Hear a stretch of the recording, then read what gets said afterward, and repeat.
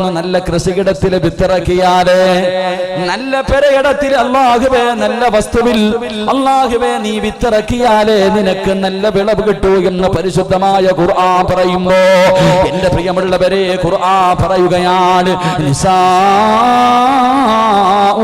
ഹർസുൽ ലക്കും വഅതൂ ഹർസകും. അല്ലാഹുവിന്റെ പരിശുദ്ധമായ ഖുർആൻ പറയുന്നു പെണ്ണെന്ന് പറഞ്ഞാൽ കൃഷിയിടമാണ്, പെണ്ണെന്ന് പറഞ്ഞാൽ കൃഷിയിടമാണ്. അതുകൊണ്ട് പൊന്നുമോനെ കൃഷി ഇറക്കുന്ന സമയത്ത് അല്ലാഹുവേ നല്ല കൃഷിയിടത്തല്ല നല്ല പെരകിടം നോക്കിയിട്ട് വേണം കൃഷി ഇറക്കാൻ. എന്റെ പ്രിയമുള്ളവരെ അല്ലാഹുവിന്റെ ഖുർആൻ പറയുകയാ നല്ല ഉമ്മയുടെ വയറ്റിലെ നല്ല മക്കൾ പിറക്കാറുള്ളൂ, നല്ല ഉമ്മമാരുടെ വയറ്റിലെ നല്ല മക്കൾ പിറക്കാറുള്ളൂ. മോശമായ ഉമ്മയുടെ വയറ്റിൽ നല്ല മക്കൾ പിറക്കാറില്ല. എന്റെ പ്രിയമുള്ള സഹോദരാ മോനെ പെണ്ണ് കെട്ടണമെന്നുള്ള മോഹം നിനക്ക് കടന്നു വരുമ്പോ പെണ്ണ് കാണാൻ പോകുന്ന സമയത്ത് ആദ്യമായിട്ട് നീ ചിന്തിക്കേണ്ടത് എന്തെന്നറിയുമോ? അതുകൊണ്ടാണ് അല്ലാഹുവിന്റെ പ്രവാചകൻ പറഞ്ഞത്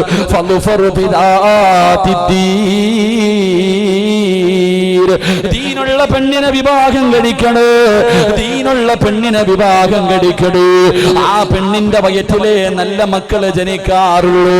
നല്ല പിറന്നാകവേ നല്ല ഒരു സ്ഥലത്ത് കൃഷി ഇറക്കിയാല് നിനക്ക് നല്ല വിളവ് കിട്ടൂ എന്ന് പരിശുദ്ധമായ ഖുർആൻ പറയുമ്പോ പൊന്നുമോനെ എല്ലാ ചരിത്രങ്ങളും നീ എടുത്തു നോക്കിക്കോ.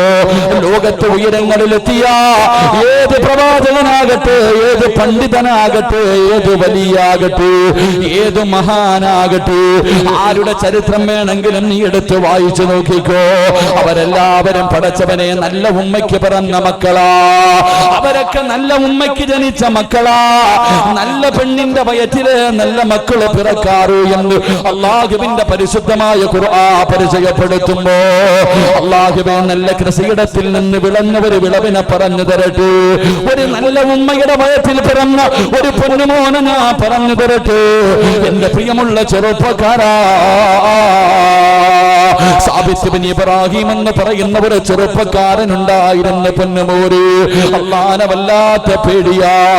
യുവത്വത്തിന്റെ നടുവിലൂടെ നടന്നു പോകുന്ന കാണാനടകുള്ള സുന്ദരനായ ചെറുപ്പക്കാരനാ. അല്ലാഹുവിനെ വല്ലാത്ത പേടിയാണ്. പാവപ്പെട്ടവനാട് പടച്ചവനെ വിശപ്പ് സഹിക്കാൻ കഴിയാതെ കിടന്നിട്ട് ഉറക്കം വരാതെ സാബിത്ത് ബിൻ ഇബ്രാഹിം എന്ന് പറയുന്ന ചെറുപ്പക്കാരനുണ്ടല്ലോ. അല്ലാഹുവേ വീട് വിട്ടിറങ്ങുകയാണ്, ഇങ്ങനെ അലഞ്ഞു തിരിഞ്ഞു നടക്കുകയാണ്. അവസാനം നടന്ന് തളർന്നിട്ട് ഒരു ഒഴുക്കുള്ള പുഴയുടെ ചാരത്തിങ്ങനെ തളർന്നു കിടക്കുകയാ. വിശപ്പ് സഹിക്കാൻ കഴിയാതെ ഒരു പുഴയുടെ ചാരത്തിങ്ങനെ തളർന്നു കിടക്കുമ്പോ അല്ലാഹുവേ വെള്ളത്തിലൂടെ ഒരാപ്പിൾ ഇങ്ങനെ ഒഴുകി വരികയാണ്. സാബിത്ത് ബിൻ ഇബ്രാഹിം ഇങ്ങനെ നോക്കുമ്പോ വെള്ളത്തിലൂടെ ഒരാപ്പിൾ ഇങ്ങനെ ഒഴുകി വരികയാ. വിശപ്പിന്റെ കാഠിന്യത്താൽ സാബിത്ത് ബിൻ ഇബ്രാഹിം എന്ന് പറയുന്ന ചെറുപ്പക്കാരൻ അറിയാതെ ആപ്പിളങ്ങെടുക്കുകയാ. വിശപ്പിന്റെ കാഠിന്യത്താൽ അങ്ങ് കഴിക്കുകയാണ്. തഥാ പകുതി തന്റെ വയറ്റിന്റെ ഉള്ളിലേക്ക് കടന്നു ചെന്നു, പകുതി തന്റെ ആമാശയത്തിലേക്ക് പോയി. അപ്പോഴാണ് പടച്ചവനെ ബുദ്ധി വർക്ക് ചെയ്യുന്നത്. അല്ലാഹുവേ ഈ തിന്നത് ഹറാമാണല്ലോ പടച്ചവര്, ആരുടെ നാണെന്നറിയില്ലല്ലോ പടച്ചവര്, അനുവാദം ചോദിച്ചില്ലല്ലോ പടച്ചവര്. ഖസ്റത്ത് ദുനിയാ വല്ലാഖിറ,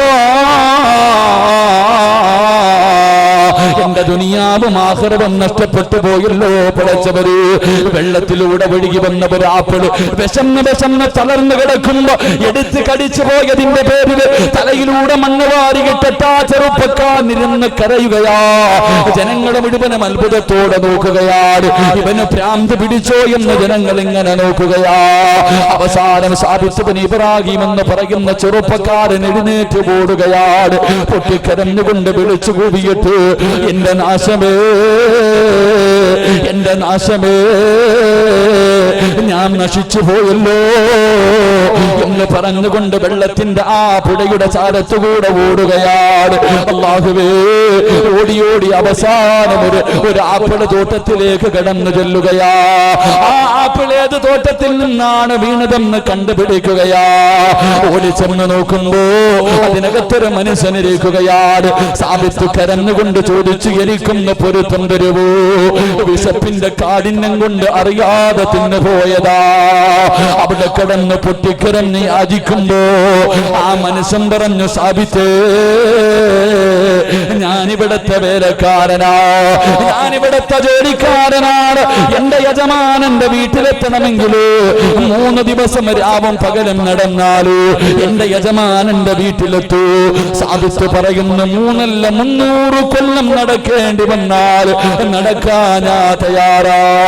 അവസാനം അതാ കടിച്ചുപോയ ആപ്പിളും കയ്യിൽ പിടിച്ചിട്ട് അതിന്റെ പകുതിയും കയ്യിൽ പിടിച്ചിട്ട് കരഞ്ഞു വിളിച്ചുകൊണ്ട് സാബിത്ത് ബിൻ ഇബ്രാഹിം എന്ന് പറയുന്ന ചെറുപ്പക്കാർ രാവും പകലും കരഞ്ഞുകൊണ്ട് നടക്കുകയാ. അവസാനം നടന്നു പടച്ചവര് ആ തോട്ടത്തിന്റെ യജമാനന്റെ വീടിന്റെ മുന്നിലേക്ക് കടന്നു ചെല്ലുകയാണ്. അവിടേക്ക് കടന്നു ചെന്നു.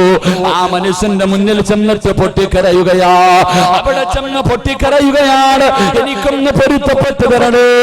അവിടെ കടന്ന് അവസാന കരന്നുകൊണ്ട് ചോദിക്കുമ്പോ ആ മനുഷ്യന് മനസ്സിലായി, ഇവന് സാധാരണ ഒരു ചെറുപ്പക്കാരനല്ല, ഇവന് സാധാരണ ഒരു മനുഷ്യനല്ല. ആ മനുഷ്യൻ പറഞ്ഞു, സാബിത്ത്, നിന്റെ വയറ്റിന്റെ ഉള്ളിലേക്ക് കടന്നു പോയാ പകുതി ആപ്പിള് ഞാൻ പൊരുത്തപ്പെട്ടു തരണമെങ്കിൽ ഒരു കണ്ടീഷൻ ഉണ്ട് സാബിത്ത്. സാബിത്ത് ബിൻ ഇബ്രാഹിം എന്ന് പറയുന്ന ചെറുപ്പക്കാരൻ പറയുകയാണ്, എന്തിനും ഞാൻ തയ്യാറാ, എന്തിനും ഞാൻ തയ്യാറാ. ആ മനുഷ്യൻ പറഞ്ഞു, എനിക്കൊരു പൊന്നുമോളുണ്ട്, നീ അവളെ വിവാഹം കഴിക്കണം. അവൾക്കാണെങ്കിൽ കണ്ണിന് കാഴ്ചയില്ല, അവൾക്ക് ചെവിക്ക് കേൾവിയില്ല, അവൾക്ക് നടക്കാൻ കഴിവില്ല, അവളാണെങ്കിൽ സൗന്ദര്യമില്ലാത്തവളാണ്. സാബിത്ത് ബിൻ ഇബ്രാഹിം പറയുകയാ, എനിക്ക് ആ പെണ്ണിനെ കാണണമെന്ന് പോലുമില്ല, വിവാഹം കഴിക്കാ തയ്യാറാ, നിങ്ങൾ എനിക്കൊന്ന് പൊരുത്തപ്പെട്ടു തന്നാ മതി. അവസാനം എന്റെ പ്രിയമുള്ള ചെറുപ്പക്കാരാ, സാബിത്ത് ബിൻ ഇബ്രാഹിം എന്ന് പറയുന്ന കാണാനിടകുള്ള സുന്ദരനായ യുവത്വത്തിന്റെ നടുവിലൂടെ നടന്നു പോകുന്ന ചെറുപ്പക്കാർ വിവാഹം കഴിഞ്ഞ് മണിയറക്കകത്തേക്ക് കടന്നു ചെല്ലുമ്പോ സുബ്ഹാനല്ലാഹ്, കണ്ട കാഴ്ച എന്തെന്നറിയുമോ? കാണാനിടകുള്ള സുന്ദരിയായ ഒരു പെണ്ണിങ്ങനെ മണിയറക്കകത്ത് ഒരുങ്ങിയിരിക്കുകയാണ്. സാബിത്ത് ചോദിച്ചു, എന്റെ ഭാര്യ എവിടെ? കണ്ണ് കാണാത്ത, ചെവി കേൾക്കാത്ത, നടക്കാൻ കഴിവില്ലാത്ത, സൗന്ദര്യമില്ലാത്ത എന്റെ പ്രിയപ്പെട്ട ഭാര്യ എവിടെ എന്ന് ചോദിക്കുമ്പോ ആ പെണ്ണ് പറയുന്നു, സാബിത്തേ, ഞാനാണ് നിന്റെ ഭാര്യ. അല്ലാഹുവേ, എന്റെ വാപ്പ എന്റെ കണ്ണിന് കാഴ്ചയില്ലെന്ന് പറയാറുള്ള കാരണം എന്തെന്നറിയുമോ? അല്ലാഹു കാണല്ലേ, അല്ലാഹു കാണരുതെന്ന് പറഞ്ഞ ഒരു കാര്യവും ഇന്ന് വരെ ഞാൻ എന്റെ കണ്ണുകൊണ്ട് കണ്ടിട്ടില്ല സാബിത്ത്. അല്ലാഹുവേ, അല്ലാഹുവേ, എടുക്കരുതെന്ന് പറഞ്ഞ ഒരു സാധനം, ഹറാമായ ഒരു കാര്യം ഇന്ന് വരെ ഞാൻ എന്റെ കൈ കൊണ്ടെടുത്തിട്ടില്ല. പോകരുതേ എന്ന് പറഞ്ഞ സ്ഥലത്തേക്ക് ഓർമ്മ വെച്ച കാലം മുതൽ എന്റെ കാലുകൊണ്ട് ഞാൻ നടന്നിട്ടില്ല. അതുകൊണ്ടാണ് എന്റെ വാപ്പ ഇങ്ങനെ പറഞ്ഞതെന്ന് പറയുമ്പോ അള്ളാനെ പേടിച്ച് ജീവിക്കുന്ന ഒരു പെണ്ണായിരുന്നു, അള്ളാനെ പേടിച്ച് ജീവിക്കുന്ന ഒരു പെണ്ണായിരുന്നു. അല്ലാഹുവേ, വെള്ളത്തിലൂടെ ഒഴുകി വന്ന ആപ്പിളിന്റെ പൊരുത്തം ചോദിക്കാൻ പോയ ചെറുപ്പക്കാരൻ, ഇവർ രണ്ടുപേരും കൂടെ ഒരു വിത്തിറക്കി, ഇവർ രണ്ടുപേരും കൂടെ ഒരു കൃഷി ഇറക്കി. ആ കൃഷിയിടത്തിൽ ഒരു വിളവ് കിട്ടി. ആ വിളവാരെന്നറിയുമോ? ആ ഉമ്മയുടെ വയറ്റിൽ പിറന്ന മകന്റെ പേരെന്തെന്നറിയുമോ? ആ വാപ്പയ്ക്കും ഉമ്മയ്ക്കും ജനിച്ച ഒരു മകനുണ്ട്. ആ മകന്റെ പേരെന്തെന്നറിയുമോ? മഹാനായ ഇമാമുനാ അബൂ ഹനീഫ. ആ കൃഷിയിടത്തിൽ നിന്ന് കിട്ടിയ വിളവാ. ആ ഉമ്മയുടെ വയറ്റിൽ പിറന്ന മകനാണ് അബൂ ഹനീഫ റഹ്മത്തുള്ളാഹി എന്ന് ചരിത്രം പഠിപ്പിക്കുമ്പോ എന്റെ പ്രിയമുള്ള ചെറുപ്പക്കാരാ, നിന്നെ സ്വർഗത്തിൽ കൊണ്ടുപോകുന്ന ഒരു മകൻ നിനക്ക് വേണോ? ഒരു സാലിഹായ പൊന്നുമോള് നിനക്ക് വേണോ? അല്ലാഹുവിന്റെ റസൂല് പറയുകയാ, പെണ്ണ് കെട്ടാനിരിക്കുന്ന ചെറുപ്പക്കാരാ, മക്കളെ കെട്ടിച്ചു കൊടുക്കാനിരിക്കുന്ന മാതാപിതാക്കള്,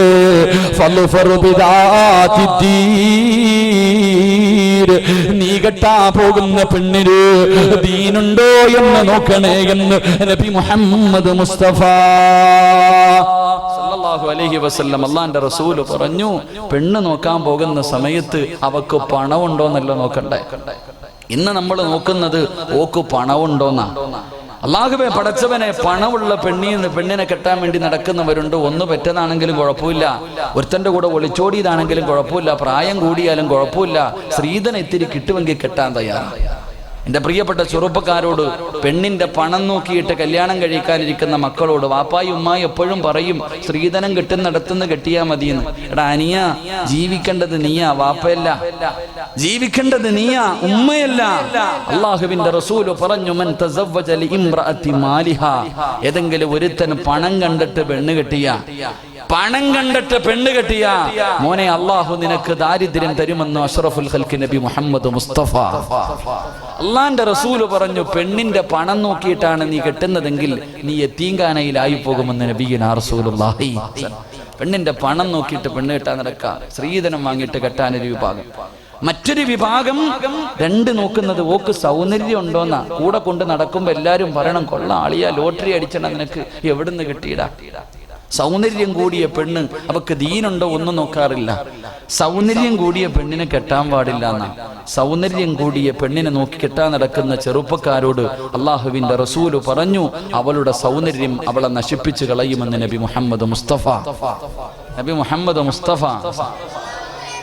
സൗന്ദര്യം കൂടിയ പെണ്ണിനെ കെട്ടാൻ പാടില്ല. കാരണം എന്തേ? ഇതിലേ കൂടെ ഒഴുകുന്ന നല്ല കാണാൻ അഴകുള്ള ഒരു പുഴ ഇങ്ങനെ ഒഴുകുകയാണ്. അത് കാണുമ്പോൾ എല്ലാവർക്കും ഒന്ന് കുളിക്കണമെന്ന് തോന്നൂലേ മനുഷ്യന്മാരെ? ഇത് നിങ്ങളൊക്കെ മലക്കൾ പ്രസവിച്ചതാ? ഇതിലേ കൂടെ നല്ല കാണാൻ അഴകുള്ള ഒരു പുഴ ഒഴുകുമ്പോൾ ആർക്കായാലും ഒന്ന് കുളിക്കാൻ തോന്നൂലേ? തോന്നുകയില്ലേ? തോന്നും. ഇതുപോലെ സൗന്ദര്യമുള്ളൊരു പെണ്ണ് പോയാൽ ഏത് പൊട്ടനും നോക്കിപ്പോ. അതുകൊണ്ടാണ് കൗൺസിലിംഗിന്റെ ക്ലാസ് എടുക്കുന്ന ആൾക്കാർ പറഞ്ഞു തരാറുണ്ട്, ഭർത്താവ് ഒരിക്കലും തന്റെ ഭാര്യയോട് പറയാൻ പാടില്ല, എന്നെക്കാളും സൗന്ദര്യം നിനക്കാണ്.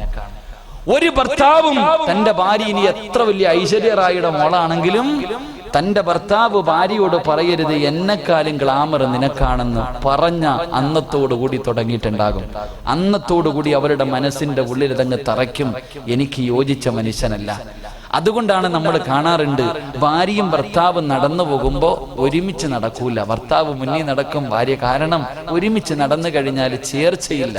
അള്ളാഹു നമുക്ക് ഈമാൻ നൽകി അനുഗ്രഹിക്കുമാറാകട്ടെ. അതുകൊണ്ട് സൗന്ദര്യമുള്ള പെണ്ണിനെ കെട്ടാൻ നടക്കുന്നവനോട്, നിന്റെ ഭാര്യ നശിച്ചു പോകും, അവളുടെ സൗന്ദര്യം അവളെ നശിപ്പിക്കും. മറ്റ് ചിലര് കുടുംബ മഹിമയാണ് നോക്കുന്നത്. അവനവനെ കൊണ്ട് പറ്റുന്നിടത്തൊന്നുമല്ല പുളിങ്കൊമ്പിലെ കയറി പിടിക്കത്തുള്ളൂ. വലിയ കുടുംബത്തിൽ പോയിട്ട് പെണ്ണ് കെട്ടുന്ന ചെറുപ്പക്കാരുണ്ട്.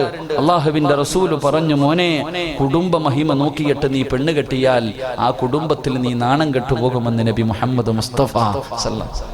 അതുകൊണ്ട് മക്കളെ ആദ്യമായിട്ട് വിവാഹം കഴിക്കുന്ന സമയത്ത് ഒരു നല്ല പെണ്ണിനെ കെട്ടണം. അവക്ക് അള്ളാനെ പേടിയുണ്ടോ? അവള് നിസ്കരിക്കുവോ? അവള് ശരീരം മറക്കുന്നവളാണോ? അവൾ അള്ളാനെ പേടിച്ച് നടക്കുന്നവളാണോ? ഇത് നോക്കിയിട്ട് വേണം വിവാഹം കഴിക്കാൻ. അള്ളാഹു നമുക്ക് ഈമാൻ നൽകി അനുഗ്രഹിക്കുമാറാകട്ടെ. കാരണം അധികം പേരും ആമീൻ പറയൂല. കാരണം ഇതിനകത്തിരിക്കുന്ന അധികം പേരും പെണ്ണ് കെട്ടിയവരാ. ഉസ്താദെ, കെട്ടിയ ഞങ്ങളോട് ഇത് പറഞ്ഞിട്ട് വല്ല പ്രയോജനം ഉണ്ടോ എന്നാണ് അതിനർത്ഥം. കല്യാണം കഴിച്ചിട്ടുള്ള മഹാന്മാരൊന്നും കൈവക്കിക്കേ. അപ്പൊ അധികം പേരും കെട്ടിയവരാ. നിങ്ങളോട് ഈ വിഷയം പറഞ്ഞിട്ട് എന്ത് കാര്യമെന്നാ നിങ്ങൾ ചോദിക്കുന്നത്, ഇല്ലേ? എങ്കിൽ എന്റെ പ്രിയമുള്ളവരെ, 6 സ്വഭാവമുള്ള ഭാര്യയാണ് നിന്റെ ഭാര്യയെങ്കിൽ നിന്റെ വീടിന്റെ നന്മ നഷ്ടപ്പെട്ടു പോകും. അല്ലാഹു കാക്കുമാറാകട്ടെ. 6 സ്വഭാവമുള്ള ഭാര്യയാണ് നീ കെട്ടിക്കൊണ്ട് നിർത്തിയിരിക്കുന്നതെങ്കിൽ, 6 സ്വഭാവം നിന്റെ ഭാര്യക്കുണ്ടെങ്കിൽ നിന്റെ വീടിന്റെ ഐശ്വര്യം നഷ്ടപ്പെട്ടു പോകും. അല്ലാഹു കാക്കുമാറാകട്ടെ. 6 ദുസ്വഭാവമുള്ള ഭാര്യ വീട്ടിലുണ്ടെങ്കിൽ ആ വീടിന്റെ ഐശ്വര്യം നഷ്ടപ്പെട്ടു പോകുമെന്ന അല്ലാഹു നമ്മുടെ ഭാര്യമാരെയൊക്കെ സാലിഹത്തുകളാക്കി തരുമാറാകട്ടെ. വീടിന്റെ നന്മ നഷ്ടപ്പെടുത്തി കളയുന്ന 6 വിഭാഗം പെണ്ണുങ്ങളുണ്ട്. ഏതൊക്കെ സ്വഭാവം എന്നറിയോ? ഏതൊക്കെ? ഞാനൊരു 6 സ്വഭാവം പറയാം, നിങ്ങൾ നോക്ക് നിങ്ങളുടെ ഭാര്യ കൊണ്ടോന്ന്. നിങ്ങളുടെ ഭാര്യക്കുണ്ടെങ്കിൽ തിരുത്തി കൊടുക്കണം. അല്ലാതെ ഇന്ന് വഴുതും കഴിഞ്ഞ് വീട്ടിൽ ചെന്നിട്ട് ഭിത്തി ചേർത്ത് തീർത്തിട്ട് അങ്ങാരി പറഞ്ഞ 6 സ്വഭാവം നിനക്കൊണ്ട് ചുമ്മാതല്ല നന്നാവാത്ത ഈ വീട് എന്ന് പറഞ്ഞിട്ട് തല്ലാനല്ല, ഭാര്യയ്ക്ക് ദുസ്വഭാവം ഉണ്ടെങ്കിൽ തിരുത്തി കൊടുക്കണം. അല്ലാഹു ഈമാൻ നൽകി അനുഗ്രഹിക്കുമാറാകട്ടെ. പറഞ്ഞു തരട്ടെ വേണോ നിങ്ങൾ പെണ്ണുവരും കിട്ടാത്ത നിങ്ങൾ എന്താ മക്കളെ വേണമെന്ന്. എന്റെ പ്രിയമുള്ളവരെ, 6 വിഭാഗം പെണ്ണുങ്ങൾ. ഒന്ന് ഞാൻ പെട്ടെന്ന് പറയാം. ഒന്ന്, നേരെ ഇരിക്കല്ല, എല്ലാവരും നേരെ ഒന്ന്, എന്റെ പ്രിയമുള്ള സഹോദരങ്ങളെ, നിങ്ങളുടെ ഭാര്യയ്ക്ക് സ്വഭാവം ഉണ്ടെന്ന് കരുതിയാൽ മതി. ഒന്ന്, എന്റെ പ്രിയമുള്ള സഹോദരങ്ങളെ, അഭിനയിക്കുന്ന പെണ്ണ് വീടിന്റെ നന്മ നഷ്ടപ്പെടുത്തും. അല്ലാഹു കാക്കുമാറാകട്ടെ. അഭിനയിക്കുന്ന പെണ്ണ് സീരിയൽ നടിയൊന്നുമല്ല, ആൽബത്തിൽ അഭിനയിക്കുന്ന പെണ്ണിനെ കുറിച്ചല്ല പറഞ്ഞത്. എന്റെ പ്രിയമുള്ളവരെ, എപ്പോഴും രോഗം നടിക്കുന്ന ഒരു ഭാര്യ, ഒരസുഖമില്ലെങ്കിലും അവൾ അഭിനയമാണ്. തന്റെ ഭർത്താവ് പറയും, 1 ഗ്ലാസ് ചായ ഇട്ട് തരാൻ പറഞ്ഞാൽ പറയും, നടുവേദനയൊക്കെ എന്നെ കൊണ്ട് പറ്റൂല, നിങ്ങൾ തന്നെ ഇട്ട് പിടിച്ചോ. എന്റെ പ്രിയമുള്ളവരെ, എപ്പോഴും രോഗം നടിക്കുന്ന ഒരു പെണ്ണ് വീടിന്റെ നന്മ നഷ്ടപ്പെടുത്തുന്നവളാണെന്ന് മഹാനായ സയ്യിദുന അലി ഇബ്നു അബീ ത്വാലിബ് റളിയല്ലാഹു തആല അൻഹു, അല്ലാഹു ഈമാൻ നൽകി അനുഗ്രഹിക്കുമാറാകട്ടെ. രണ്ടാമത്തെ പെണ്ണ് ചെയ്ത നന്മകൾ അവൾ മറക്കത്തില്ല, എപ്പോഴും പറഞ്ഞുകൊണ്ടിരിക്കും. തന്റെ ജീവിതത്തിൽ ചെയ്ത നന്മകൾ അവൻ ഇങ്ങനെ പറയും. വിവാഹം കഴിഞ്ഞ് 15 കൊല്ലമായി അല്ലെങ്കിൽ 20 കൊല്ലമായി, മക്കളെയും കെട്ടിച്ചു, ഇപ്പോഴും വഴക്കു കൂടുമ്പോ പറയും, അതെ ഇങ്ങോട്ട് വന്നപ്പം വെറുതെ അല്ല വന്നത്, 25 പവനും 40 സെന്റുമായിട്ടാ ഞാൻ വന്നത്. ഈ വീട് ആര് കെട്ടിയ? എന്റെ വീട്ടിൽ നിന്ന് കൊണ്ടുവന്നിട്ട് കെട്ടിയതാ. നിങ്ങളുടെ പെങ്ങന്മാരെ കെട്ടിക്കുന്ന സമയത്ത് എന്റെ കയ്യിൽ കിടന്നൊക്കെ ഊരി വിറ്റിട്ടാ കെട്ടിച്ചത്. എടാ, വാപ്പായും ഉമ്മായും മരിക്കാൻ കിടന്ന കാലം വരെ നോക്കിയത് ഞാനാ. അവള് മറന്നിട്ടില്ല. ചെയ്ത നന്മകൾ എടുത്തു പറയുന്ന പെണ്ണ് വീടിന്റെ ഐശ്വര്യം നഷ്ടപ്പെടുത്തി കളയും. അല്ലാഹു നമ്മളെ കാക്കുമാറാകട്ടെ. മൂന്നാമത്തെ പെണ്ണ്, എന്റെ പ്രിയമുള്ള സഹോദരങ്ങളെ, അവൾക്ക് വീട് നോക്കാനും മക്കളെ നോക്കാനും ഭക്ഷണം വെക്കാനും ഭർത്താവിനെ നോക്കാനും ഒന്നും സമയമില്ല. 24 മണിക്കൂർ ഇങ്ങനെ ഒരുങ്ങുന്നവളാ. അല്ലാഹു കാക്കുമാറാകട്ടെ. ചില പെണ്ണുങ്ങളുണ്ട്, ഒരുക്കം എന്ന് പറഞ്ഞാൽ ഒടുക്കത്തെ ഒരുക്കം. എന്റെ പ്രിയമുള്ളവരെ, ഒരുങ്ങണം. പെണ്ണ് ഭർത്താവിന്റെ മുന്നിലാണ് ഒരുങ്ങേണ്ടത്. പക്ഷേ ഒരുക്കം എപ്പോഴും പോയി. എന്റെ പ്രിയമുള്ള സഹോദരങ്ങളെ, 4ാമത്തെ ഭാര്യ, ഭർത്താവും ഭാര്യയും കൂടെ വെളിയിലിരിക്കാം. രണ്ടുപേരും ഇങ്ങനെ സംസാരിച്ചു കൊണ്ടിരിക്കുമ്പോ അയൽവാസിയായ ഒരു പെണ്ണും തന്റെ ഭർത്താവും എവിടേക്കോ പോകുന്നതിന് വേണ്ടി വീടിന്റെ വെളിയിലേക്ക് ഇറങ്ങുമ്പോ ഇവള് ഭർത്താവിനോട് പറയുക, അതാ ഭർത്താവ് എന്ന് പറഞ്ഞ അങ്ങാരെ പോലെ ഇരിക്കണം. കണ്ടില്ലേ, അങ്ങാരെ ബോഡി കണ്ടില്ലേ, ഗ്ലാമർ കണ്ടില്ലേ, സ്നേഹം കണ്ടില്ലേ? സ്വന്തം ഭർത്താവ് മുന്നിലിരിക്കുമ്പോ മറ്റൊരുത്തൻ ആഗ്രഹിക്കുന്ന ഭാര്യ നിന്റെ വീടിന്റെ ഐശ്വര്യം നഷ്ടപ്പെടുത്തി കളയും. അല്ലാഹു കാക്കുമാറാകട്ടെ. 5ാമത്തെ പെണ്ണ്, ഭർത്താവിന്റെ കയ്യിൽ വാങ്ങിക്കൊടുക്കാൻ പൈസയുണ്ടോ ഇല്ലേ, അവക്കതൊന്നും അറിയണ്ട, കാണുന്നതൊക്കെ അവക്ക് വേണം, കാണുന്നതെല്ലാം വേണമെന്ന് പറഞ്ഞ് വാശി പിടിക്കുന്ന ഭാര്യ വീടിന്റെ നന്മ നഷ്ടപ്പെടുത്തും. 6ാമത്തെ പെണ്ണ്, എന്റെ പ്രിയമുള്ളവരെ, ഭർത്താവ് ശാരീരികമായി ബന്ധപ്പെടുന്നതിന് വേണ്ടി വിളിച്ചാൽ അവൾ പറയും, ഞാൻ കുളിച്ചിട്ടില്ല, എനിക്ക് ശുദ്ധിയില്ല, എനിക്ക് രോഗമായി എന്ന് പറഞ്ഞൊഴിവാകുന്നവളാ. അല്ലാഹു നമ്മുടെ ഭാര്യമാർക്ക് ഈമാൻ നൽകി അനുഗ്രഹിക്കുമാറാകട്ടെ. അതുകൊണ്ട് എന്റെ പ്രിയപ്പെട്ട ചെറുപ്പക്കാരോട്, സ്വാലിഹായ മക്കളെ കിട്ടണമെങ്കിൽ ഒന്ന്, നല്ല കൃഷിയിടത്തിൽ വിളവിറക്കണം. അതുകൊണ്ട് മോനെ, പെണ്ണ് കെട്ടുന്ന സമയത്ത് നീ അവക്ക് ദീനുണ്ടോ എന്ന് നോക്കണേ എന്ന് നബി മുഹമ്മദ് മുസ്തഫ സല്ലല്ലാഹു അലൈഹി വസല്ലമ തങ്ങൾ പറഞ്ഞു തരുമ്പോൾ, അല്ലാഹുവേ, രണ്ടാമതായിട്ട് അല്ലാഹുവിന്റെ റസൂൽ പറയുകയാണ്, എന്റെ പ്രിയമുള്ള ചെറുപ്പക്കാരൻ പോയൊരു പെണ്ണ് കണ്ടു, അല്ലാഹുവേ വിവാഹം ഉറപ്പിച്ചു. രണ്ടാമതായി ചെയ്യേണ്ട കാര്യം എന്തെന്നറിയുവോ? എന്റെ പ്രിയമുള്ള ചെറുപ്പക്കാരാ, സ്വാലിഹായ സന്താനത്തെ കിട്ടണമെന്ന് നിനക്ക് മോഹമുണ്ടെങ്കിൽ, അല്ലാഹുവിന്റെ പ്രവാചകൻ പറയുന്നു, ലോകത്ത് ആദ്യമായിട്ട് വിവാഹം നടന്നത് എവിടെ വെച്ചെന്നറിയുമോ? ലോകത്ത് ആദ്യമായിട്ട് വിവാഹം നടന്നത് നമ്മുടെ വാപ്പയായ ആദം നബി അലൈഹിസ്സലാം, നമ്മുടെ ഉമ്മയായ, അല്ലാഹുവേ, നമ്മുടെ വാപ്പയുടെയും ഉമ്മയുടെയും വിവാഹം നടന്നത് പടച്ചവന്റെ സ്വർഗത്തിൽ വെച്ചാ, അല്ലാഹുവിന് ഏറ്റവും ഇഷ്ടപ്പെട്ട സ്ഥലത്ത് വെച്ചാണ് ലോകത്ത് ആദ്യമായിട്ട് വിവാഹം നടന്നത്. അതുകൊണ്ട് എന്റെ പ്രിയമുള്ള ചെറുപ്പക്കാരാ, വിവാഹം എന്ന് പറഞ്ഞാൽ കളിക്കാറുള്ളതല്ല, അത് ജീവിക്കാനുള്ളതാ പൊന്നുമോര്, അത് സുഖിക്കാനുള്ളതാ പൊന്നുമോര്, അത് സ്വർഗത്തിൽ പോയാണ് സുഖിക്കേണ്ടത്. അതുകൊണ്ടാണ് അല്ലാഹുവിന്റെ പരിശുദ്ധമായ ഖുർആൻ പറഞ്ഞത്, അസ്വാജുഹു ഫീ നിലാലിൻ അലൽ ലറായികി മുത്തഖിയൂൻ ലഹു ഫീഹാ ഫാകിഹത്തുൻ വലഹും മാ യദ്ദഊൻ. പോര് സലാമുൻ ഖൗലൻ മിർ റബ്ബിർ റഹീം. അല്ലാഹുവിന്റെ പരിശുദ്ധമായ ഖുർആൻ സൂറത്ത് യാസീനിൽ കാണാം, നാളെ ഒരു വാപ്പയും തന്റെ ഉമ്മയും തന്റെ മക്കളുടെ കയ്യിൽ പിടിച്ചു പടച്ചവന്റെ അനുഗ്രഹങ്ങൾ കൊണ്ട് നിറച്ച സ്വർഗത്തിന്റെ അതാ സ്വർഗത്തിലെ സ്വർണ്ണത്തിന്റെ ചാരുകസേരയിൽ ഒരു വാപ്പയും ഉമ്മയും തന്റെ മക്കളുടെ കയ്യിൽ പിടിച്ചിട്ട് അവിടെ ഇരുന്ന് സുഖിക്കുകയാണ്. അവരുടെ ചുറ്റുഭാഗം മുഴുവനും സ്വർഗത്തിലെ ഹൂറില്ലീങ്ങളായ പെണ്ണുങ്ങൾ ഇങ്ങനെ വളഞ്ഞു നിൽക്കുകയാ. അവർക്ക് എന്തേ വേണ്ടതെന്ന് ചോദിച്ചുകൊണ്ട്, അത് മാത്രമല്ല അല്ലാഹുവിന്റെ സ്വർഗത്തിന്റെ കവാടങ്ങളിലൂടെ കടന്നു വരുന്ന സർവ്വ മലക്കുകളുണ്ടല്ലോ, ഈ വാപ്പയെയും ഉമ്മയെയും മക്കളെയും നോക്കിയിട്ട് ആ മലക്കുകൾ പോലും പറയുന്ന സലാ, അവര് പോലും സലാ പറയുകയാ.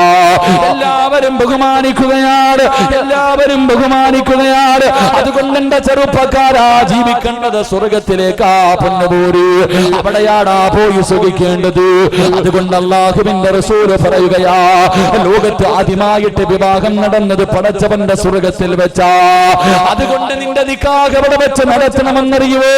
ഓഡിറ്റോറിയത്തിലല്ലടോ, നിന്റെ വീടിന്റെ മുന്നിലല്ലടോ. അല്ലാഹുവിന്റെ റസൂൽ പറയുന്നു, ലോകത്ത് അല്ലാഹുവിന് ഏറ്റവും ഇഷ്ടപ്പെട്ട സ്ഥലം അല്ലാഹുവിന്റെ പള്ളിയാവൂര്. പടച്ചവന്റെ പള്ളിക്കകത്ത് വെച്ചാ നിക്കാഹ് നടത്തേണ്ടത്, അല്ലാതെ ഓഡിറ്റോറിയത്തിൽ വെച്ചല്ല. എന്റെ പ്രിയമുള്ള ചെറുപ്പക്കാരാ, ഈ നാട്ടിൽ എത്രയോ ഹൈന്ദവ വിശ്വാസികളുണ്ട് പൊന്നുമോര്. ഞാനും നിങ്ങളും അവരുടെ കല്യാണത്തിൽ പങ്കെടുക്കുന്നവരാ. പണക്കാരനാകട്ടെ പാവപ്പെട്ടവനാകട്ടെ, അവരുടെ വിവാഹം നടത്തുന്നത് അമ്പലങ്ങളിൽ വെച്ചാണ്. ക്രിസ്തുമത വിശ്വാസികൾ അവരുടെ നിക്കാഹ് നടത്തുന്നത് പള്ളിയിൽ വെച്ചാ. കാരണം അവർക്കറിയാം അവിടെ വെച്ച് നടത്തിയാലുണ്ടാകുന്ന മഹത്വം എന്താണെന്ന് അവർക്കറിയാം. പക്ഷേ നമുക്കറിയില്ലല്ലോ. അല്ലാഹുവേ, ഇന്നത്തെ വിവാഹങ്ങൾ എന്തെന്നറിയുമോ?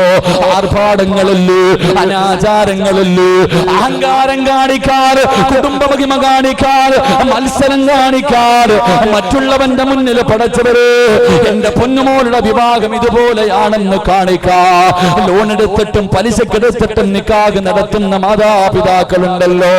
അല്ലാഹുവേ, ഇന്നത്തെ വിവാഹങ്ങൾ ഈ സമുദായത്തിന് തന്നെ പേരുദോഷവാ, ഈ സമുദായത്തിന് തന്നെ നാണക്കേടാ. പടച്ചവനെ, ഇന്നത്തെ വിവാഹത്തിന്റെ ഓഡിറ്റോറിയങ്ങളിൽ നടക്കുന്ന അനാചാരങ്ങൾ എന്താ? പടച്ചവര്, താടിയുള്ളവനും ഹജ്ജ് ചെയ്തവനും ഉംറ ചെയ്തവനും ഇമാമും പ്രവാസകരും എല്ലാവരും ഈ വിഷയത്തിൽ കമന്മാരാ.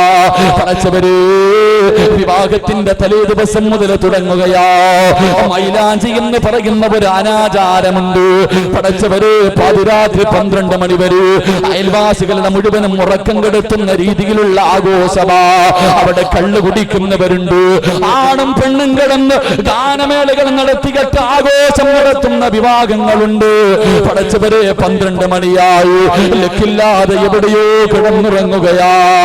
അല്ലാഹുവേ, പിറ്റേ ദിവസം 7 മണിയാകുമ്പോഴാണ് വിവാഹം കഴിക്കേണ്ട പുതുമണവാള്, വിവാഹം കഴിക്കേണ്ട പുതുമണവാട്ടി പടച്ചവനെ എഴുന്നേക്കുന്നത് 7 മണിക്കാ. അന്ന് സുബഹി നിസ്കരിക്കുന്ന എത്ര പുതുമണവാളനുണ്ട്, എത്ര മണവാട്ടിയുണ്ട്. എന്റെ പ്രിയപ്പെട്ട ചെറുപ്പക്കാരോട് സ്നേഹത്തോടെ പറയുകയാ, സുബഹി നമസ്കരിക്കാത്ത ദിവസം പെണ്ണുകെട്ടല്ലേ മോനെ, പെണ്ണുകെട്ടല്ലേ മോനെ. കാരണം അല്ലാഹുവിന്റെ റസൂൽ പറയുകയാ, സുബഹി നമസ്കരിക്കാത്ത ദിവസം ഒരു മനുഷ്യൻ എന്തു ചെയ്താലും അത് നന്നാകില്ലെന്ന് അഷ്റഫുൽ ഖൽഖ് നബി മുഹമ്മദ് മുസ്തഫ. അല്ലാഹുവിന്റെ റസൂലാ പറഞ്ഞത്, സുബഹി നമസ്കരിക്കാത്ത ദിവസം നീ പെണ്ണുകെട്ടല്ലേ, നന്നാവില്ലടാ മോനെ, പാടത്തില്ലടാ മോനെ, നിനക്ക് സമാധാനമുള്ള ഒരു ജീവിതം നിനക്ക് കിട്ടൂല മോനെ. 7 മണി വരെ കിടന്നുറങ്ങുമ്പോ ആരോ വന്ന് വിളിച്ചിട്ട്, എടാ പറയുന്നു ഇന്ന് നിന്റെ കല്യാണമാടാ. ചെറുപ്പക്കാരൻ എഴുതേക്കുകയാണ്. പടച്ചവരെ, 8 മണിയാകുമ്പോ 9 മണിയാകുമ്പോ അവന്റെ കൂട്ടുകാരെന്ന് പറയുന്ന ഒരു വിഭാഗമുണ്ട്, അവര് വീട്ടിലേക്ക് കടന്നു വരികയാ. എന്തിനാണ് വരുന്നതെന്നറിയുമോ? അവന് ഓർമ്മ വെച്ച കാലം മുതൽ കല്യാണത്തിന്റെ തലേ ദിവസം വരെ ആ പുതുമണവാളന് സ്വന്തമായിട്ട് കുളിക്കുന്നവനാ. അവന് സ്വന്തമായിട്ട് കുളിക്കാനറിയാ. പക്ഷേ വിവാഹത്തിന്റെ അന്ന് അല്ലാഹുവേ, മയ്യത്ത് കുളിപ്പിക്കുന്നത് പോലെ ഒരു കുളിപ്പീരാ. പുതുമണവാളനെ കുളിപ്പിക്കാൻ ഒരു വിഭാഗം കടന്നു വരികയാ. എല്ലാം കുളിപ്പിച്ചു കഴിഞ്ഞു. പിന്നെ ഒരു റൂമിനകത്ത് കയറ്റിയിട്ടവനെ അവനെ വസ്ത്രം ധരിപ്പിക്കുകയാ. കഫം തുണി പൊതിയുന്നത് പോലെ അവൻ ഇഷ്ടമുള്ള വസ്ത്രമല്ല ധരിക്കുന്നത്. കൂട്ടുകാര് പറയും ഇത് നീ ധരിച്ചാ മതി. അല്ലാഹുവേ മയ്യത്ത് പൊതിയുന്നത് പോലെ അവനെ പൊതിയുകയാണ്. എന്നിട്ടൊരു കോമാളിയെ പോലെ എടുത്തുകൊണ്ട് വരികയാ. എന്റെ പ്രിയമുള്ളവരെ പിന്നെ പറയേണ്ടതില്ലല്ലോ, പിന്നെ പറയേണ്ടതില്ലല്ലോ. അല്ലാഹുവേ പിന്നെ പടച്ചവനെ ഓഡിറ്റോറിയത്തിൽ നടക്കുന്ന കാഴ്ച വല്ലാത്ത കാഴ്ചയാ. അവസാനം എന്റെ പ്രിയമുള്ളവരെ വിവാഹം കഴിഞ്ഞു, വിവാഹം കഴിഞ്ഞു. പടച്ചറപ്പെ പിന്നെ എഴുന്നള്ളത്തിന് കൊണ്ടുപോകുന്നത് പോലെ ഘോഷയാത്രയാണല്ലോ. മണവാട്ടിയെയും മണവാളനെയും കൊണ്ടുവരുന്ന ഒരു കാഴ്ചയുണ്ട്. പടച്ചവനെ ലോറിക്കകത്ത് കൊണ്ടുവരുന്നവരുണ്ട്, പെട്ടിയാട്ടോയ്ക്കകത്ത് കൊണ്ടുവരുന്നവരുണ്ട്, ചെണ്ടമേളം നടത്തിയിട്ട് കൊണ്ടുവരുന്നവരുണ്ട്. എന്റെ പ്രിയമുള്ള ചെറുപ്പക്കാരാ, എല്ലാം കഴിഞ്ഞു. പാതിരാത്രി 9 മണിയായി, 10 മണിയായി. പുതുമണവാളനും മണവാട്ടിയും മണിയറയ്ക്കകത്തേക്ക് കിടക്കുമ്പോ ആ സമയത്ത് പോലും പടച്ചറപ്പ് പടക്കം പൊട്ടിക്കുന്നവരുണ്ട്, മണിയറയുടെ കട്ടിലിനടിയിൽ കയറിയിരിക്കുന്നവരുണ്ട്. എന്റെ പ്രിയമുള്ള ചെറുപ്പക്കാരാ, നിന്റെ വിവാഹം ഇതുപോലെയാണ് നടക്കുന്നതെങ്കിൽ നിനക്ക് ജനിക്കൂലടാ പൊന്നുമോര്, നിനക്ക് സ്വാലിഹായ മക്കള് ജനിക്കൂല ചെറുപ്പക്കാരാ. എന്റെ സ്നേഹനിധിയായ പെങ്ങള്, വിവാഹം സ്വപ്നം കണ്ട് കഴിയുന്ന പെങ്ങള്, നിന്റെ വിവാഹം ഇതുപോലെയാണെങ്കിൽ നീ 10 പെറ്റാലും നിന്റെ മക്കള് നിനക്ക് പ്രയോജനം ചെയ്യൂല.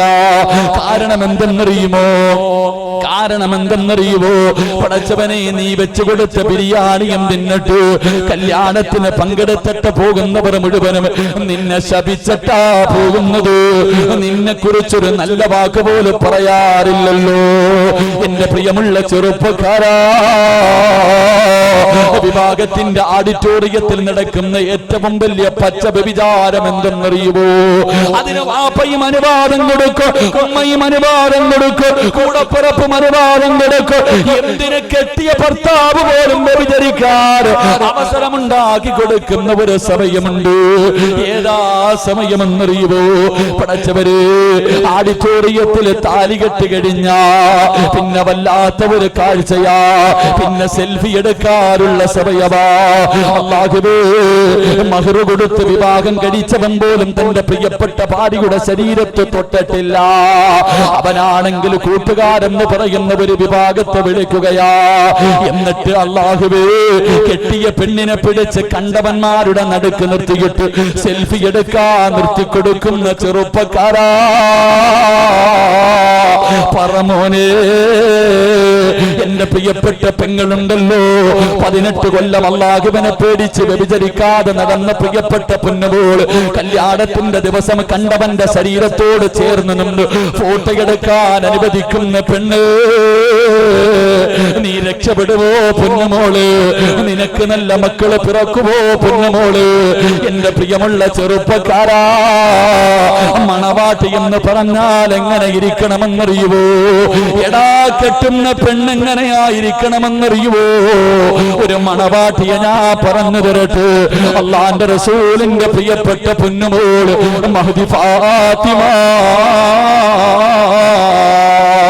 സ്വർഗത്തിന്റെ റാണിയായ ഫാത്തിമ, പടച്ചവനെ വിവാഹം കഴിഞ്ഞു. തന്റെ പ്രിയപ്പെട്ട ഭർത്താവ് അലിയാർ നിങ്ങളുടെ കയ്യിൽ പിടിച്ചിട്ട് ഫാത്തിമ ബീവി റളിയല്ലാഹു തആല അൻഹ മണിയറക്കകത്തേക്ക് കടന്നു വരികയാ. അതാ തന്റെ മണിയറക്കകത്തേക്ക് കടന്നു കഴിയുമ്പോ അലിയാർ തങ്ങൾ വാതിലടക്കുകയാണ്. വീടിനകത്ത് കത്തിച്ചു വെച്ചിരിക്കുന്ന വിളക്കുണ്ടല്ലോ, അത് പെട്ടെന്നങ്ങ് അണയ്ക്കുകയാ. വീടിനകത്ത് മണിയറക്കകത്ത് വല്ലാത്ത ഇരുള് വരികയാണ്. അല്പം സമയം കഴിയുമ്പോ വസമിഅനാ സൗതൻ ഹനീനാ, ഒരു തേങ്ങിക്കരച്ചിൽ കേൾക്കുകയോ. മണിയറക്കകത്ത് വല്ലാത്ത ഒരു കരച്ചിൽ കേൾക്കുകയോ. അലിയാര് തങ്ങൾ ഓടിച്ചെന്ന് നോക്കുമ്പോ കരയുന്നത് ആരെന്നറിയുമോ? അലിയാർ തങ്ങൾ ഓടിച്ചെന്ന് നോക്കുമ്പോ കരയുന്നത് തന്റെ പ്രിയപ്പെട്ട ഭാര്യ ഫാത്തിമ. ഫാത്തിമ ബീബി റളിയല്ലാഹു തആല മണിയറക്കകത്തിരുന്ന് ഇങ്ങനെ കരയുകയാണ്. അലിയാർ തങ്ങൾ ചോദിച്ചു, ഫാത്തിമ എന്തിനാ കരയുന്നത്? നിനക്കെന്നെ ഇഷ്ടമായില്ലേ ഫാത്തിമ? വീടിന്റെ കവാടത്തിൽ എത്രയോ കോടീശ്വരന്മാര് വന്ന് കാത്തു നിന്നല്ലോ, എനിക്ക് ഇഷ്ടപ്പെട്ടില്ലേ ഫാത്തിമ? അലിയാർ തങ്ങൾ ചോദിക്കേണ്ട താമസമുണ്ടല്ലോ. ഫാത്തിമ ബീബി റളിയല്ലാഹു തആല തന്റെ കൈയെടുത്ത് അലിയാർ തങ്ങളുടെ വാപത്തി പിടിച്ചിട്ട് അവിടുന്ന് പറഞ്ഞു, അലിയേ, നിങ്ങളെ ഇഷ്ടപ്പെടാത്ത ഏതെങ്കിലും ഒരു പെണ്ണുണ്ടോ അലിയേ?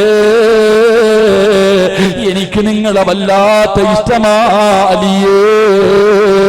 അലിയാർ തങ്ങൾ ചോദിച്ചു, നീ എന്തിനാ കരയുന്നത്? നീ എന്തിനാ കരയുന്നത്? അലിയാർ തങ്ങളെ, ഇന്നെന്റെ ജീവിതത്തിന്റെ ഒന്നാമത്തെ രാത്രിയാണല്ലോ, ഇന്നെന്റെ ആദിരാത്രിയാണല്ലോ, ഇന്ന് നമ്മൾ ജീവിതം തുടങ്ങുകയാണല്ലോ. ഈ മണിയറക്കകത്തേക്ക് കടന്നു വന്നപ്പോ കത്തിച്ചു വെച്ചിരിക്കുന്ന വിളക്കങ്ങ് അണച്ചു കളഞ്ഞപ്പോ ഈ റൂമിനകത്ത് വല്ലാത്ത ഇരുള് വന്നപ്പോ എനിക്ക് ഓർമ്മ വന്നത് എന്തെന്നറിയുമോ അലിയേ? നമ്മൾ രണ്ടുപേരും പിരിയുന്ന ഒരു ദിവസമുണ്ടല്ലോ. ഒരാള് ദുനിയാവ്, ഒരാള് ഭൂമിയുടെ മുകളില്, ഒരാള് 6 അടി മണ്ണിനകത്ത്. നമ്മൾ രണ്ടുപേരിലും ഒരാള് മരിക്കുന്ന ദിവസമുണ്ടല്ലോ. ഒരാള് മുകളിലും ഒരാള് താഴെയും. അല്ലാഹുവേ, എന്നെ കൊണ്ടുപോയി 6 അടി മണ്ണിനകത്ത് ഇറക്കി വെച്ചിട്ട് എല്ലാവരും പിരിഞ്ഞു പോകുമ്പോ അതിനകത്ത് വല്ലാത്ത ഇരുളാണല്ലോ അലിയേ. അതിനകത്ത് പ്രകാശമില്ലല്ലോ അലിയേ. എനിക്ക് ഖബറോർമ്മ വന്നു അലിയേ. വിവാഹത്തിന്റെ 1-ാമത്തെ രാത്രി അല്ലാഹുവേ സന്തോഷത്തോടെ കയറി വന്ന പ്രിയപ്പെട്ട ഭർത്താവിനോട് മണവാട്ടി പറഞ്ഞു കൊടുക്കുകയാ, എനിക്ക് ഖബറോർമ്മ വന്നു അലിയേ. അലിയേ, മണ്ണറയാണ് അലിയേ മണിയറയാക്കേണ്ടത്. അലിയേ, മണ്ണറയാണ് മണിയറയാക്കേണ്ടത്. അൽ ഖബറു അവ്വലു മൻസിലിൻ മിൻ മനാസിലിൽ ആഖിറ. അലിയേ, ഇതല്ല അലിയേ, ഇതല്ല. മണ്ണറയാണ് മണിയറയാക്കേണ്ടത്, മണ്ണറയാണ് മറിയറയാക്കേണ്ടത്. അല്ലാഹുവേ, തന്റെ പ്രിയപ്പെട്ട ഭർത്താവിനോട് ഖബറിനെ കുറിച്ച്, ഖബറിന്റെ ഇരുളിനെ കുറിച്ച്, ഖബറിന്റെ കെട്ടിപ്പിടുത്തത്തെ കുറിച്ച്, ഖബറിന്റെ വിശാലതയെ കുറിച്ച് അല്ലാഹുവേ പാതിരാത്രി മണിയിലേക്ക് കയറി വന്ന തന്റെ പ്രിയപ്പെട്ട ഭർത്താവിനോട് പറഞ്ഞു കൊടുക്കുന്ന ഭാര്യ. എന്നിട്ട് കരഞ്ഞുകൊണ്ട് അലിയാർ തങ്ങളുടെ കയ്യിൽ പിടിച്ചിട്ട് ആ മണവാട്ടി പറഞ്ഞു, അലിയേ, അലിയേ, നമ്മുടെ മണ്ണറ മണിയറയാകണ്ട്, സ്വർണത്തിന്റെ വിരിപ്പിന്റെ മുകളിൽ കിടന്ന് ഉറങ്ങണ്ട് അലിയേ. സ്വർഗത്തിന്റെ പരിമളം അടിച്ചു വീശുന്ന ഖബറാകണ്ട് അലിയേ. കാലിന്റെ ഭാഗത്ത് സ്വർഗം തുറന്നു തരുന്ന ഖബറാകണ്ട് അലിയേ. ഉമ്മ സ്നേഹത്തോടെ കെട്ടിപ്പിടിക്കുന്നത് പോലെ ഖബറ് നമ്മളെ കെട്ടിപ്പിടിക്കണ്ട അലിയേ. എന്നിട്ട് ഖബറിനകത്ത് വന്ന മലക്കുകൾ പുതുമണവാളം ഉറങ്ങുന്നത് പോലെ നീ ഉറങ്ങിക്കോ എന്ന് പറയുന്നത് കേൾക്കണ്ട അലിയേ. ഇന്ന് നമുക്ക് നിസ്കരിക്കാം അലിയേ, ഇന്ന് നമുക്ക് ഖുർആൻ ഓതാം അലിയേ, ഇന്ന് നമുക്ക് റബ്ബിന്റെ മുന്നിലേക്ക് 2 കൈയും ഉയർത്തിയിട്ട് കരയാം അലിയേ എന്ന് പറഞ്ഞു കൊടുത്ത ഒരു മണവാട്ടി. എന്റെ പ്രിയമുള്ള ചെറുപ്പക്കാരാ, മണിയറക്കകത്തേക്ക് കടന്നു ചെന്നപ്പോ നീ കെട്ടിയ നിന്റെ പ്രിയപ്പെട്ട ഭാര്യ അല്ലാഹുവേ ചോദിച്ചിട്ടുണ്ടോ, ഇക്കായിന്ന് നിസ്കരിച്ചിട്ടുണ്ടോ? ഇന്നേതെങ്കിലും ഒരു വഖത്ത് നിസ്കാരം കളയാക്കിയിട്ടാണോ മണിയറയിലേക്ക് കടന്നു വന്നത്? ഏതെങ്കിലും ഒരു പെണ്ണ് ചോദിക്കാറുണ്ടോ? എന്റെ പ്രിയമുള്ള ചെറുപ്പക്കാരാ, കൊതിക്കണമട കണ്ടടാ പുന്നമൂര് ഓഡിറ്റോറിയത്തിൽ കണ്ടവന്റെ കൂടെ നിന്ന് ഫോട്ടോ എടുക്കുന്ന എന്റെ പ്രിയപ്പെട്ട മുസ്ലിം പെണ്ണ്, അല്ലാഹുവിന്റെ പ്രവാചകന്റെ പ്രിയപ്പെട്ട പൊന്നുമോളുടെ പുറകിൽ നിന്ന് സ്വർഗത്തിലേക്ക് കടന്നു പോകാൻ ആഗ്രഹിക്കുന്ന എന്റെ പ്രിയപ്പെട്ട പെങ്ങള്, മരിക്കുന്നതിന്റെ തലേ ദിവസമുണ്ടല്ലോ തന്റെ പ്രിയപ്പെട്ട ഭർത്താവിന്റെ മടിത്തട്ടിൽ കിടന്നിട്ട് ഫാത്തിമ ബീബി റളിയല്ലാഹു തആല കരഞ്ഞുകൊണ്ട് പറയുന്നു, അലിയാർ തങ്ങള്, ഞാൻ മരിച്ചുപോയാ എന്നെ പകല് കൊണ്ടുപോയി കബറടക്കല്ലോ അലിയേ, എന്നെ രാത്രിയില് കൊണ്ടുപോയി കബറടക്കാവൂ. അല്ലാഹുവിന്റെ റസൂലിന്റെ പൊന്നുമോള് തന്റെ ഭർത്താവിനോട് പറയുകയാ, എന്നെ രാത്രിയില് കബറടക്കാവൂ, പകല് കബറടക്കല്ലോ അലിയേ. അലിയാർ തങ്ങൾ കരന്നുകൊണ്ട് ചോദിച്ചു, എന്തേ ഫാത്തിമ, എന്തേ ഫാത്തിമ? അവിടെന്ന് പറയുന്നു, എന്റെ ശരീരം നിങ്ങളല്ലാതെ ഇന്ന് വരെ ഒരു മനുഷ്യനും കണ്ടിട്ടില്ല. എന്നെ പകലാട് കബറടക്കാൻ കൊണ്ടുപോകുന്നതെങ്കിൽ എന്റെ മയ്യത്ത് പൊതിയുന്നത്, എന്റെ മയ്യത്ത് ചുമക്കുന്നത്, എന്റെ മയ്യത്ത് കബറിൽ ഇറക്കി വെക്കുന്നത് അന്യപുരുഷന്മാരാകുമല്ലോ അലിയേ. എന്റെ മയ്യത്തിങ്ങനെ ചുമന്നു കൊണ്ടുപോകുമ്പോ എന്റെ ശരീരത്തിന്റെ വടിവര് കാണുമല്ലോ അലിയേ. ഈ ഫാത്തിമ ബീവിയുടെ പുറകിൽ നിന്ന് സ്വർഗത്തിൽ പോകാനാ എന്റെ പ്രിയമുള്ള പെങ്ങളെ ആഗ്രഹിക്കുന്നത്. അതുകൊണ്ട് കണ്ടവന്റെ കൂടെ നിന്ന് ഫോട്ടോ എടുക്കാൻ നിന്നെ കെട്ടിയവനെ പറഞ്ഞാൽ അനുസരിക്കല്ലേ പെങ്ങള്, അനുസരിക്കല്ലേ പെങ്ങള്. അതുകൊണ്ട് എന്റെ പ്രിയപ്പെട്ടവരോട്, പണക്കൊടുപ്പ് കാണിക്കുന്നവരോട്, അഹങ്കാരം കാണിക്കുന്നവരോട്, അല്ലാഹുവിന്റെ റസൂലിന്റെ പൊന്നുമോളുടെ മരണം എങ്ങനെയെന്നറിയുവോ? മരിക്കുന്ന സമയമുണ്ടല്ലോ തന്റെ പ്രിയപ്പെട്ട ഭർത്താവിന്റെ മടിയിൽ കിടന്നിട്ട് ഫാത്തിമ കരന്നുകൊണ്ട് പറയുന്നു, അലിയാർ തങ്ങള്, പോവുകയാ അലിയേ, പോവുകയാ അലിയേ, എനിക്കൊന്ന് പൊരുത്തം തരുമോ അലിയേ?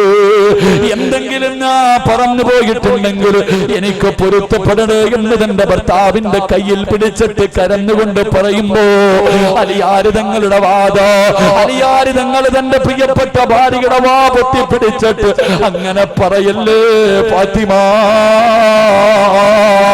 എനിക്കത് താങ്ങാൻ കഴിയുന്നില്ല ഫാത്തിമ. ഇവരുടെ ജീവിതം എങ്ങനെയെന്നറിയുമോ? അവർക്ക് പണമില്ലായിരുന്നു, അവർക്ക് വാഹനങ്ങളില്ലായിരുന്നു, അവർക്ക് കൊട്ടാരം പോലെയുള്ള വീടില്ലായിരുന്നു, ഒരു നേരം പോലും വയറ് നിറച്ച് ഭക്ഷണം കഴിക്കാറില്ലാത്ത കുടുംബമായിരുന്നു. അവരുടെ ചരിത്രം വായിക്കണമോ? അല്ലാഹുവിന്റെ റസൂൽ ഒരു ദിവസം തന്റെ പൊന്നുമോളുടെ വീടിന്റെ മുന്നിലൂടെ നടന്നു പോകുമ്പോ ഫാത്തിമ ബീവിയുടെ വീടിനകത്ത് വല്ലാത്ത കരച്ചിൽ കേൾക്കുകയാണ്. ഹസൻ ഹുസൈൻ റളിയല്ലാഹു തആല അൻഹുമാ രണ്ടുപേരും വീടിനകത്ത് കിടന്ന് കരയുകയാ.